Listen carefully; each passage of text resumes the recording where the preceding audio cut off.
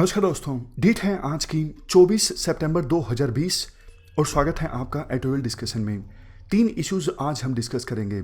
सबसे पहले female leadership के बारे में जो आर्टिकल है इसे हम डिटेल से डिस्कस करेंगे। दूसरे नंबर पे डेमोक्रेसी से संबंधित अच्छा आर्टिकल है, इसे हम डिस्कस करेंगे। और तीसरे नंबर पे डिजिटल स्पेस को रेगुलेट करने से संबंधित आर्टिकल हम डिस्कस करेंगे। और सबसे लास्ट में एथिक्स का एक छोटा सा पोर्शन। चलिए डिस्कशन स्टार्ट करते हैं। First important article female leadership के बारे में है। आप जनरल स्टडी पेपर 1 के इस टॉपिक से आर्टिकल को रिलेट कर सकते हो। क्या कंटेस्ट है? 3 देश जर्मनी, ताइवान, न्यूजीलैंड, इन 3 देशों में क्या बात कॉमन है? अभी फिलहाल तीनों देशों की प्रेसिडेंट, प्राइम मिनिस्टर या फिर चांसलर जो हैं वो वुमन हैं। और इन तीनों ही देशों ने कोविड-19 को अच्छे से टैकल किया है। कोविड-19 की कर्व को फ्लैटन करने में कामयाब हो पाए हैं ये 3 देश। कोविड-19 की वजह से काफ़ी कम डेथ्स हुई हैं इन 3 देशों में, और ये 3 देश अलग अलग कॉन्टिनेंट्स के हैं। इसके अलावा देखो, एक स्टडी कंडक्ट की गई यूएसए में। वो प्रोविंसेस, वो स्टेट्स जहां पर गवर्नर वुमन हैं, वो स्टेट्स ज़्यादा अच्छे से कोविड-19 को हैंडल कर पाए। तो कुछ एक्सपर्ट्स का ये बोलना है कि वुमेन लीडर्स जो हैं ज़्यादा इफेक्टिव हैं as comparison to male leaders. लेकिन देखो, इसके जवाब में क्रिटिक्स ये कहते हैं, आप जनरलाइज कैसे कर सकते हो? मतलब हो सकता है कुछ वुमेन लीडर्स जो हैं वो ज़्यादा इफेक्टिव हैं, ज़्यादा एफिशिएंट हैं, उनकी लीडरशिप क्वालिटी जो है वो अच्छी है, बट सभी वुमेन लीडर्स के संदर्भ में ये नहीं कहा जा सकता। मतलब ये तो ओवर जनरलाइजेशन है। इसके जवाब में राइटर बोलते हैं, हाँ, मैं स्वीकार करता हूं, ये ओवर जनरलाइजेशन है, ऐसा हम नहीं बोल सकते। कुछ मेल लीडर्स बहुत ज़्यादा करिश्मेटिक होते हैं, उन्होंने भी बहुत अच्छा काम किया है इस महामारी से निपटने में। बट मेरे कहने का मतलब ये है, कुछ लोग जो ये बोलते हैं महिलाएं जो हैं बड़ी पोजीशंस पर अच्छा काम नहीं कर पाती हैं, या फिर महिलाएं लीडरशिप रोल के लिए नहीं बनी हैं, वो लीडरशिप रोल प्ले अच्छे से नहीं कर पाती हैं, उनको जवाब है ये स्टडी। मतलब वो लोग जो महिलाओं की लीडरशिप पर शक करते हैं, उनको जवाब देने के लिए शुरुआत में ये सब बातें मैंने बोली इस आर्टिकल में, ऐसा राइटर कहते हैं। फीमेल लीडरशिप के देखो बहुत सारे बेनिफिट्स होते हैं। राइटर बोलते हैं फीमेल लीडर्स कामकाज में एक नई डायमेंशन प्रोवाइड करती हैं। जैसे एग्जाम्पल दिया जाता है एक स्टडी का, नोबेल पुरस्कार विजेता हैं ईस्थर डफलो, और स्टडी के को ऑथर हैं राघवेंद्र चट्टोपाध्याय। इन्होंने एक स्टडी कंडक्ट की थी। अगर देखो फीमेल लीडर्स होती हैं तो वो ज़्यादा अच्छे से काम करती हैं महिलाओं के इंटरेस्ट को प्रमोट करने के लिए। एग्जाम्पल के तौर पर अगर कोई महिला सरपंच होगी तो उस सरपंच की प्रायोरिटीज में से एक होगा सबको ड्रिंकिंग वाटर की एक्सेस अवेलेबल हो, ये इंश्योर करना। क्यों? क्योंकि देखो, जैसा आपको पता है हमारे पैट्रियार्कल समाज में पानी का प्रोविज़न करना, इसकी जिम्मेदारी मेनली महिलाओं के ऊपर होती है। यूं कहना सिर्फ और सिर्फ जिम्मेदारी महिलाओं की होती है पानी का प्रोविज़न करना, ये तो गलत होगा। लेकिन हाँ, प्राइमरी रिस्पॉन्सिबिलिटी महिलाओं की ही होती है पानी का प्रोविज़न करना। तो महिला सरपंचों को ये पता होगा, अगर ड्रिंकिंग वाटर का प्रोविज़न किया जाता है तो इससे महिलाओं को काफ़ी राहत मिलेगी, क्योंकि ड्रिंकिंग वाटर को लेकर आना दूर कुएं से ना सिर्फ ये बहुत ज़्यादा मेहनत वाला काम है, बल्कि महिलाओं का बहुत ज़्यादा टाइम भी इसमें जाता है। तो ये एक छोटा सा एग्जाम्पल है कैसे जो महिला लीडर्स होंगी वो महिलाओं के कंसर्न्स को समझेंगी और महिलाओं के इंटरेस्ट को प्रमोट करने के लिए काम करेंगी। इसके बाद राइटर कहते हैं, चलो देखो, ये बात तो ठीक है कि महिला लीडर्स महिलाओं के इंटरेस्ट को ज़्यादा बेहतर ढंग से प्रमोट कर सकेंगी, लेकिन बात जेंडर इक्वलिटी की भी तो है ना। सिर्फ ऐसा क्यों होता है कि लीडरशिप में मेल ज़्यादा होते हैं और वुमेन कम होती हैं? बराबर की संख्या होनी चाहिए ना लीडरशिप रोल में, महिलाओं की और पुरुषों की। ये जेंडर इक्वलिटी के हिसाब से भी काफ़ी इंपॉर्टेंट है। इसके बाद राइटर कहते हैं, देखो, पब्लिक लाइफ में पार्टिसिपेट करने के लिए एक बहुत ही इंपॉर्टेंट डायमेंशन है राइट टू वोट। इसके अलावा दूसरी डायमेंशंस हैं। आज के समय में पार्लियामेंट के इलेक्शंस होते हैं, स्टेट असेंबली के इलेक्शंस होते हैं, कितनी महिलाएं खड़ी होती हैं इलेक्शन जीतने के लिए, मतलब कितनी महिलाएं इलेक्शन लड़ती हैं, उनमें से कितनी जीतती हैं। चलो आप ये भी छोड़िए, आप ये बताइए अभी जॉब्स में महिलाओं का रिप्रेजेंटेशन कितना है। सिविल सर्विसेज का रिजल्ट आता है, उसमें कितनी महिलाएं सिलेक्ट होती हैं। इन सब बातों पर हमें विचार करने की आवश्यकता है। इसके बाद राइटर फोकस करते हैं महिलाओं के वोटिंग राइट्स के बारे में। देखो, हमारा देश आज़ाद हुआ था 1947 में और पहले इलेक्शंस कंडक्ट हुए 1951-52 में। और ये हमारे लिए काफ़ी गर्व की बात है कि पहले ही इलेक्शन में वो महिलाएं जिनकी एज 18 साल से ऊपर थी वो इलेक्शंस में पार्टिसिपेट कर सकी। कम से कम वोटिंग राइट्स के मामले में जेंडर इक्वलिटी आई। देखो, बाकी जो मेच्योर डेमोक्रेसीज हैं जैसे यूके, यूएस, वहाँ पर महिलाओं को वोटिंग राइट्स इतनी आसानी से नहीं मिले।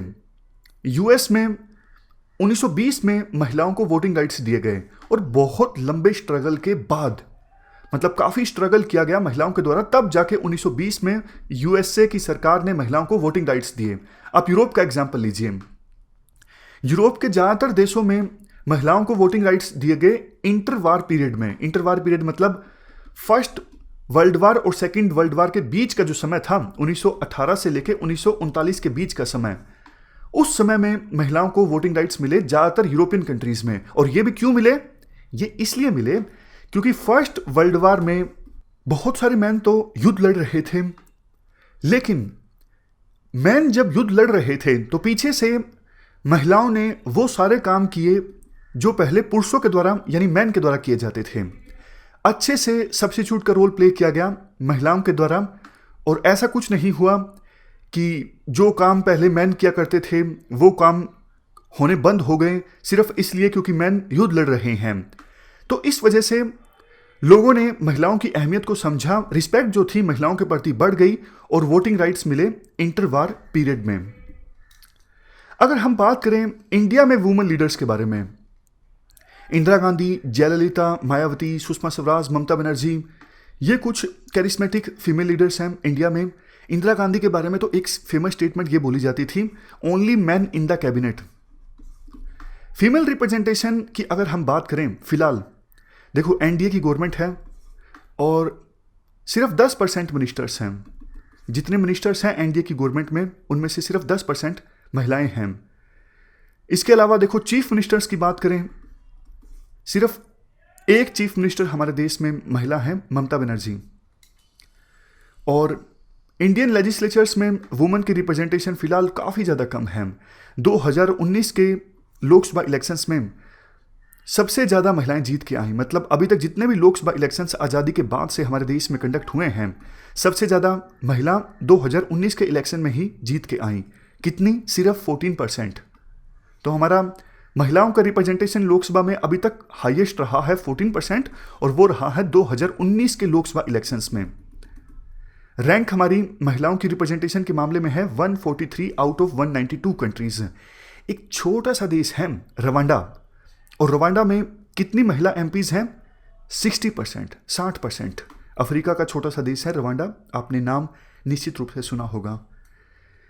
देखो, अगर हमें लेजिस्लेचर्स में महिलाओं की रिप्रेजेंटेशन को इंक्रीज करना है तो इसका एक सॉल्यूशन है महिलाओं को रिजर्वेशन दिया जाए लेजिस्लेचर्स में।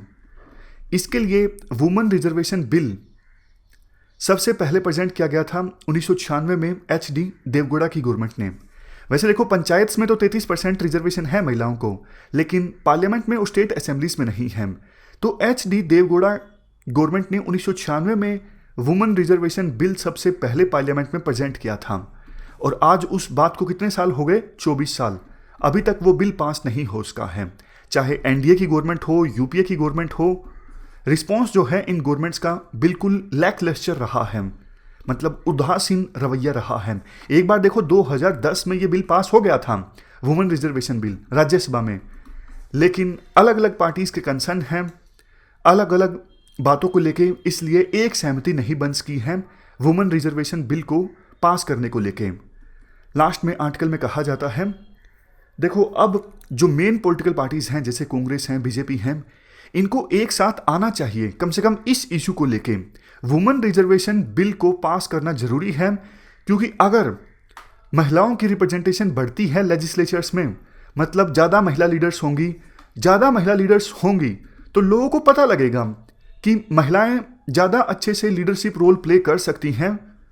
और जितना ज़्यादा लोगों को पता लगेगा, परसेप्शन जो है लोगों की चेंज होगी, उतना ही ज़्यादा लोग महिलाओं को इलेक्ट करेंगे और बाद में तो एक समय ऐसा आएगा कि रिजर्वेशन की आवश्यकता पड़ेगी ही नहीं।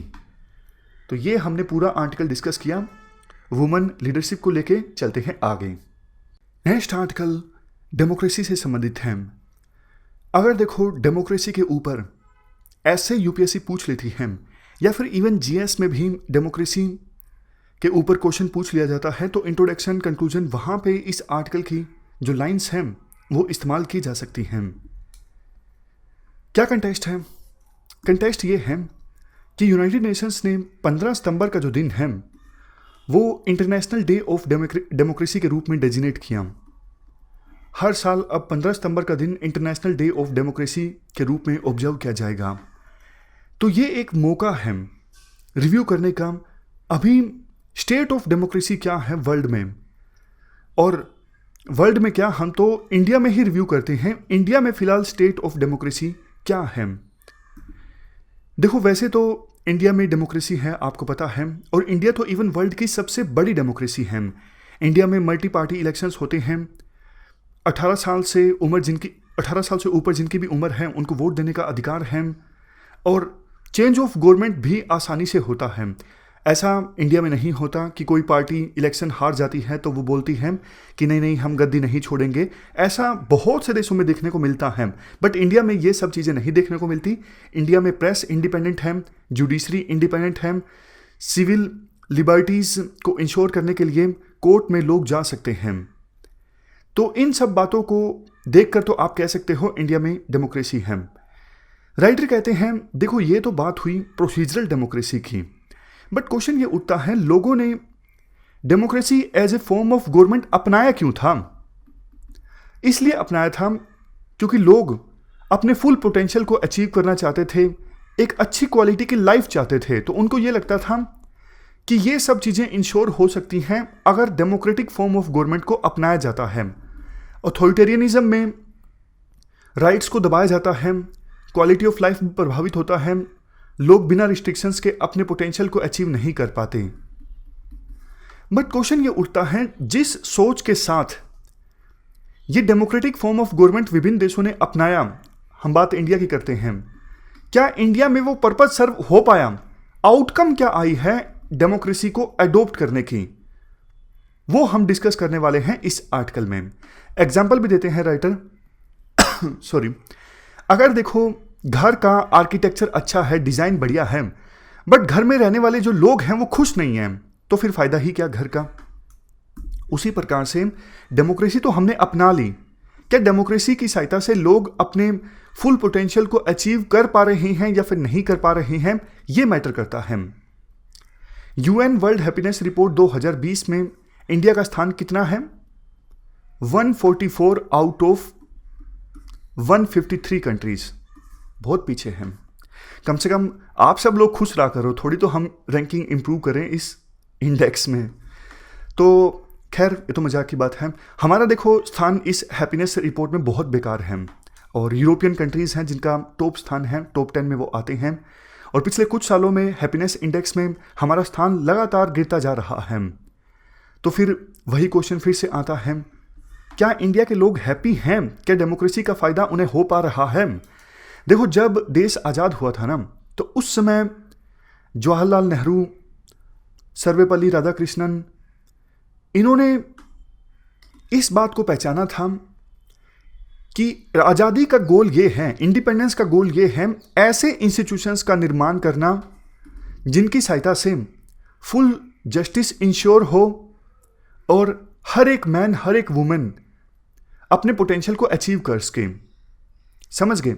फिर से बोलता हूं, नेहरू और राधाकृष्णन जी, इनका यह मानना था कि आज़ादी का मकसद ये है, ये इंश्योर करना कि ऐसे इंस्टीट्यूशंस का निर्माण हो जो जस्टिस इंश्योर करवाएं, जो ये इंश्योर करवाएं देश का हर एक मैन, हर एक वुमेन अपने फुल पोटेंशियल को अचीव कर सकें। नेहरू ने ऐसा कोई प्रॉमिस नहीं किया था कि गवर्नमेंट ये सब काम करेगी, क्योंकि नेहरू को पता था डेमोक्रेसी का मतलब सिर्फ गवर्नमेंट से नहीं है, डेमोक्रेसी का लेना देना है पब्लिक से। अल्टीमेटली पब्लिक ही इन इंस्टीट्यूशंस का निर्माण करेगी। इस संदर्भ में देखो यूएसए का एग्जांपल दिया जाता है। यूएसए में 1960s में काफ़ी मूवमेंट्स चली थी, जैसे ब्लैक्स को एम्पावर करने के लिए मूवमेंट चली थी, वुमेन को इमेंसिपेट करने के लिए मूवमेंट चली थी, सेक्सुअल लिबरेशन से संबंधित मूवमेंट चली थी। तो इन मूवमेंट्स का काफ़ी ज़्यादा फायदा भी हुआ, रिलेटिवली ब्लैक्स का भी एम्पावरमेंट हुआ, वुमेन इमेंसिपेशन मूवमेंट भी काफ़ी ज़्यादा कारगर रही। तो इन एग्जाम्पल्स की सहायता से राइटर ये कहने की कोशिश करते हैं कि इवेंचुअली देखो ये पब्लिक इंस्टीट्यूशंस मतलब ये मूवमेंट्स काफ़ी ज़्यादा इंपॉर्टेंट हैं इंश्योर करवाने में कि सभी जो सिटीजन्स हैं अपने अपने पोटेंशियल को अचीव कर सकें। लॉ का काम सिटीजन्स की लिबर्टी के ऊपर रिस्ट्रिक्शंस लगाना नहीं होना चाहिए। हाँ, एक्सेप्शंस बेशक हो सकती हैं, जैसे हमारे संविधान में भी जो फंडामेंटल राइट्स हैं वो एब्सोल्यूट नहीं है, एक्सेप्शंस हैं। For example right to freedom of speech and expression absolute नहीं है, कुछ एक्सेप्शंस हैं। इसके बाद राइटर ये बोलते हैं कि इसके बाद राइटर ये बोलते हैं स्टेट का काम देखो सिर्फ रिस्ट्रेंट्स रिमूव करना नहीं है, स्टेट के और भी काफ़ी सारे काम हैं। जैसे अमर्त्य सेन बोलते हैं, अमर्त्य सेन कैपेबिलिटीज़ को एंडाउमेंट्स बोलते हैं, जिनकी सहायता से कोई पर्सन फंक्शनिंग को अचीव कर सकता है, मतलब अपने फुल पोटेंशियल को अचीव कर सकता है। फॉर एग्जाम्पल अगर देखो सभी पर्सन्स को बेसिक एजुकेशन मिलेगी, बेसिक क्वालिटी एजुकेशन, तो वो कैपेबल होंगे।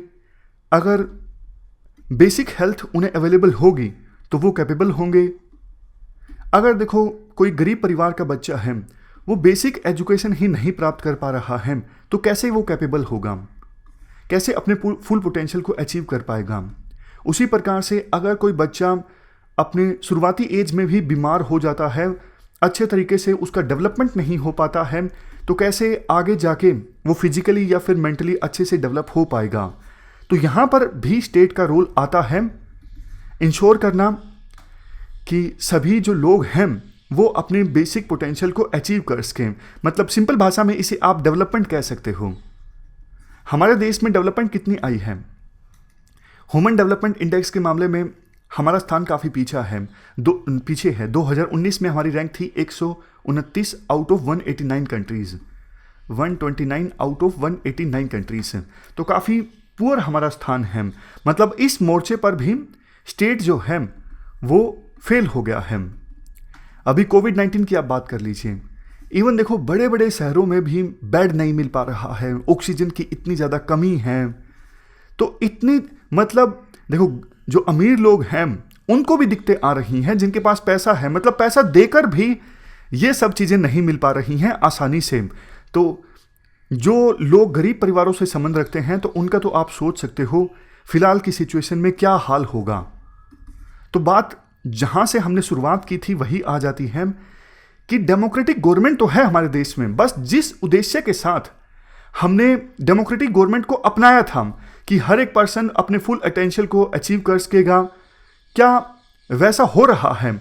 कम से कम देखो हालात ये नहीं कहते हैं, आउटकम जो है डेमोक्रेसी की वो अच्छी नहीं आई है। लास्ट में राइटर ये बोलते हैं, वैसे देखो संविधान निर्माताओं ने संविधान तो अच्छा बनाया बट उसकी इम्प्लीमेंटेशन अच्छी से नहीं हुई। जैसे डीपीएसपी में जो चीज़ें थी उनको ठीक से इम्प्लीमेंट नहीं किया गया।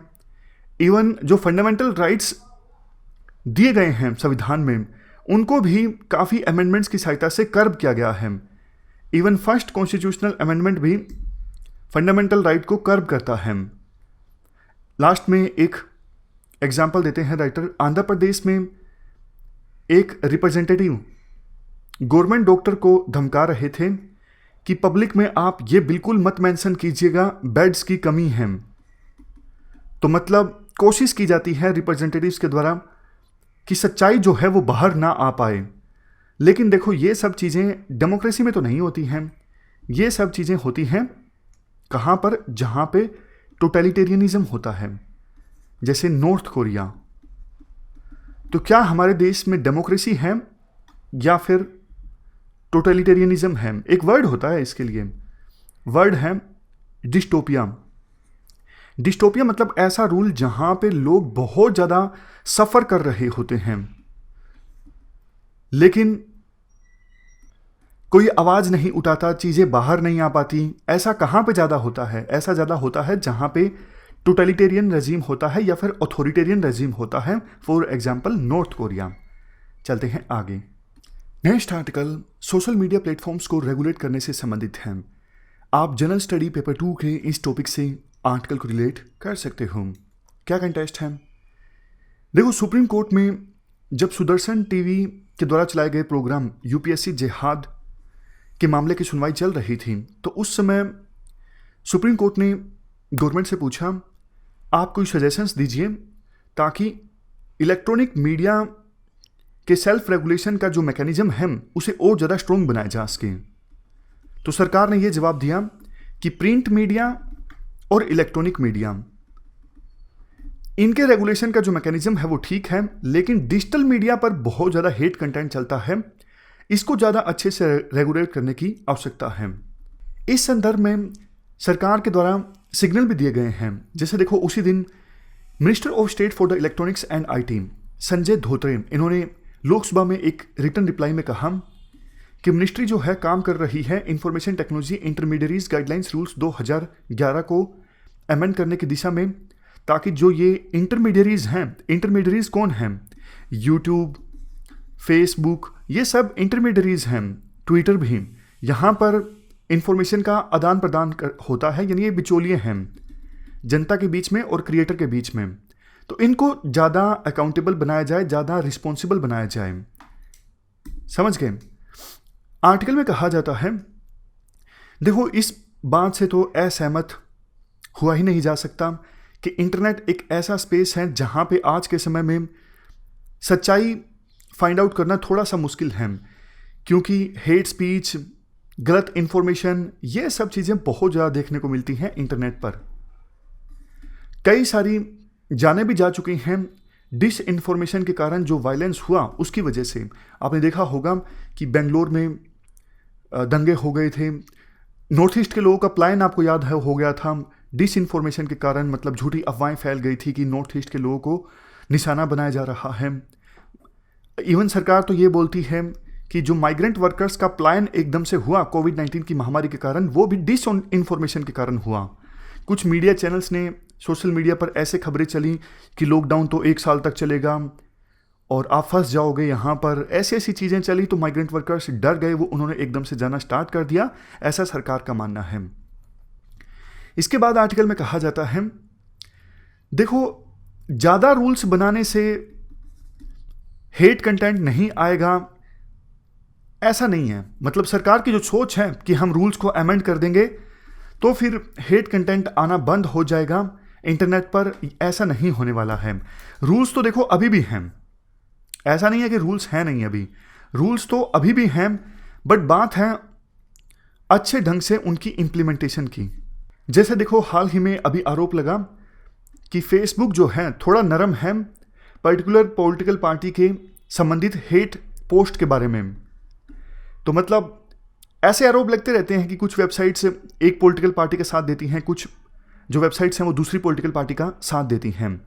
तो मतलब क्वेश्चन ये उठता है, क्या हम ये इंश्योर कर सकते हैं कि हमारे देश में इंटरनेट का अच्छे से रेगुलेशन हो बिना इंटरनेट को सप्रेस किए? मतलब ऐसा ना हो कि आइडियाज़ की और इन्फॉर्मेशन की जो फ्री शेयरिंग है इस पर किसी प्रकार से लगाम लगे। जैसे चाइना ने क्या किया, इंटरनेट को रेगुलेट करने के नाम पे ये प्रोविज़न कर दिया कि इंफॉर्मेशन और आइडियाज़ का शेयरिंग ही ना हो उसके। चाइना में तो आपको पता है इंटरनेट का सप्रेशन काफ़ी ज़्यादा है। इवन गूगल, बड़ी बड़ी जो कंपनीज हैं, फेसबुक, वो चाइना को छोड़ चुकी हैं, क्योंकि चाइना रेगुलेशन इतना टाइट करता है, ये पोस्ट आप रिमूव कर दो, इस पोस्ट को आप नहीं डलवा सकते। तो फिर गूगल और फेसबुक ने बोला कि भैया सब कुछ आप रिमूव करवा दोगे तो फिर काम ही कैसा चलेगा। तो क्या इंडिया भी उसी तरफ आगे बढ़ रहा है? नहीं, इंडिया को उस तरफ आगे नहीं बढ़ना चाहिए, क्योंकि चाइना की अलग बात है। डिजिटल मीडिया में देखो पिछले कुछ सालों में बहुत सी इन्वेस्टमेंट हुई है और बहुत से जर्नलिस्ट, बहुत से न्यूज़ चैनल्स ऐसे हैं जो बहुत अच्छा काम कर रहे हैं सोशल मीडिया पर। बस आवश्यकता ये है कि फिलहाल के जो प्रोविजंस हैं उनको अच्छे से इंप्लीमेंट किया जाए ताकि हाई डिग्री ऑफ अकाउंटेबिलिटी को इंश्योर किया जा सके। और अगर कोई नए रूल्स बनाए भी जाते हैं तो वो सोच समझ के बनाए जाएं, क्योंकि कोर्ट में मामला जाएगा और आईटी एक्ट 2000 में सोशल मीडिया प्लेटफॉर्म्स को सेक्शन 79 क्लास 1 के तहत इम्यूनिटी मिली हुई है। तो इंटरवेंशन जो भी सरकार करे, मतलब नए रूल्स जो भी सरकार बनाए, वो लाइट होने चाहिए और काफ़ी सोच समझ के सरकार उन रूल्स को बनाए। तो ये हमने पूरा आर्टिकल डिस्कस किया इंटरमीडिएट्स को रेगुलेट करने से संबंधित, और हमारी आज की इस डिस्कशन में इतना ही है। लास्ट में वैसे एथिक्स का एक छोटा सा पोर्शन हमें डिस्कस करना है, वो हम डिस्कस कर लेते हैं। एथिक्स की कौन कौन सी थ्योरीज हैं जिसके बेस पे किसी ह्यूमन कंडक्ट को जज किया जा सकता है, वो ह्यूमन कंडक्ट सही है या फिर गलत है।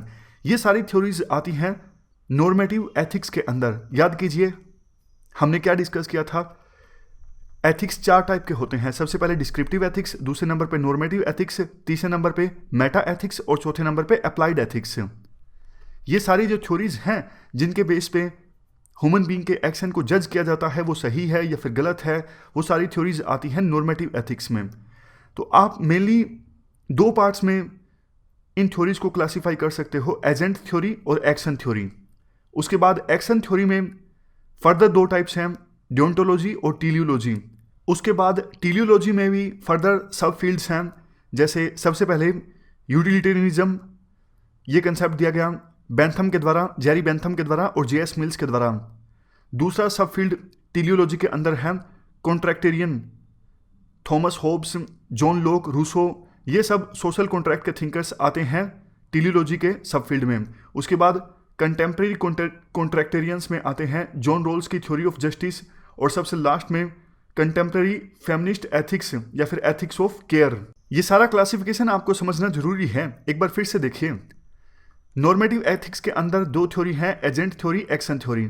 एक्शन थ्योरी को फर्दर 2 टाइप में डिवाइड कर सकते हैं, डियोंटोलॉजी और टीलियोलॉजी। टीलियोलॉजी के 4 सब फील्ड्स हैं आगे, कौन कौन से?